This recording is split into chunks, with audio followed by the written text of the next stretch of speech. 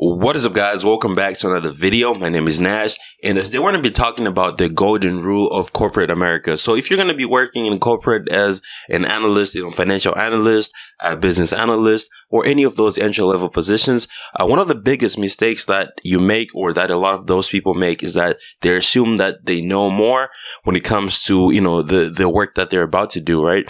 So maybe because you have a college degree, you just graduated, or you graduated from an Ivy League school or one of those top universities, right? So you feel like you obviously know more since you have your degree. Maybe you had a 4.0. The truth is, when it comes to corporate, you're going to school all over again, right? You're going to learn everything from scratch, because whatever you learned in school is going to help you a little bit, but it's going to be minimal, right? It doesn't really matter, because you're going to be learning new ways of doing things.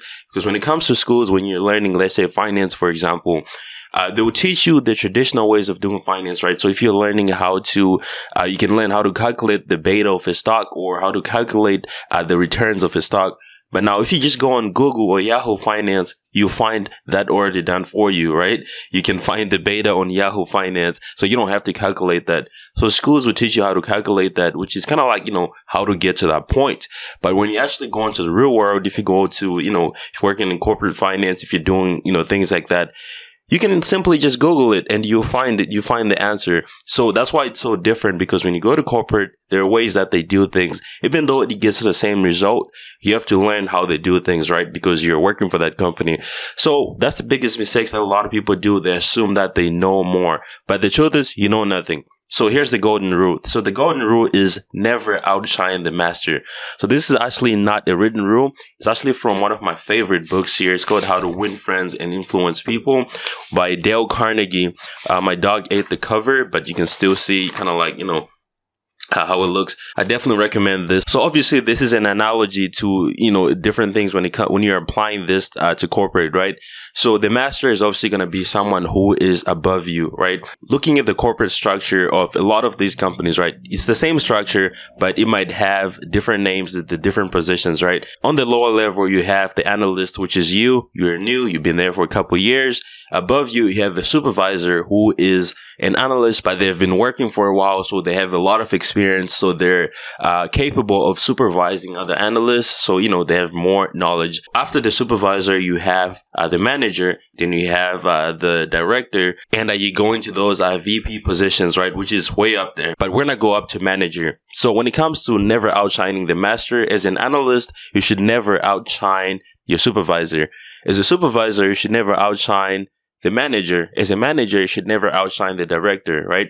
So if you want to look at the goal of a company, right? So let's say you work for, let me not mention any names. So say you work for a company, right? A company is a separate entity. It has its own rights. Everyone's goal is to make the company look great, right? Even the CEO, his job is to make the company look great. So at the end of the day, everything is to make the company look great. Now you might be asking, so how do I get credit? If I'm working 80 hours a week, right, to do a bunch of reports, and then, and I send them to the supervisor, and then he just gets all the credit, how am I supposed to move up? Because nobody knows what I'm doing. So if you are going to be getting credit for some work that you did, it's going to sound a lot better coming from somebody who is above you, right? So think about this, for example, right? So let's say you work on a monthly report. It took you maybe 20 hours to finish, right? And you have it completed.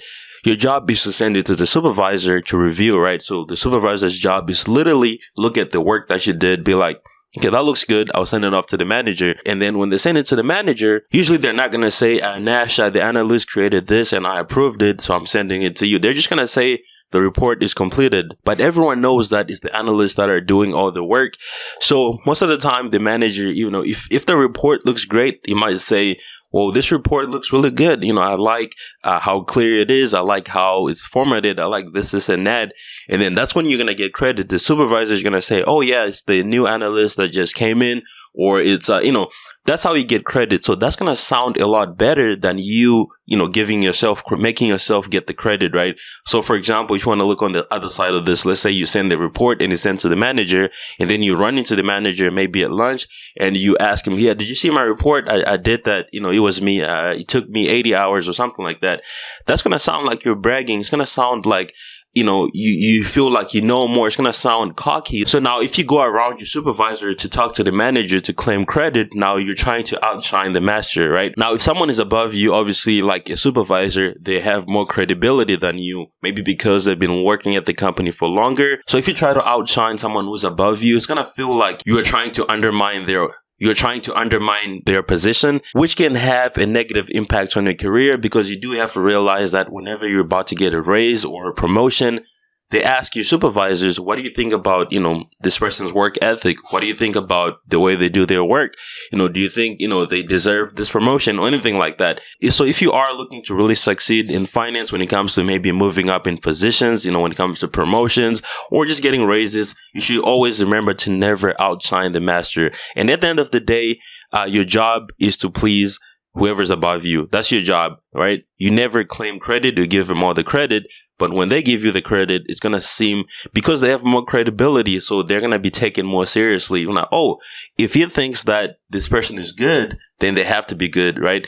Compared to you who just came into the company, you're new, you don't even have any credibility. No one knows you. So if you just go in there and try to claim credit, then you're going to seem hostile. So that is pretty much it for this video. That is the golden rule of corporate.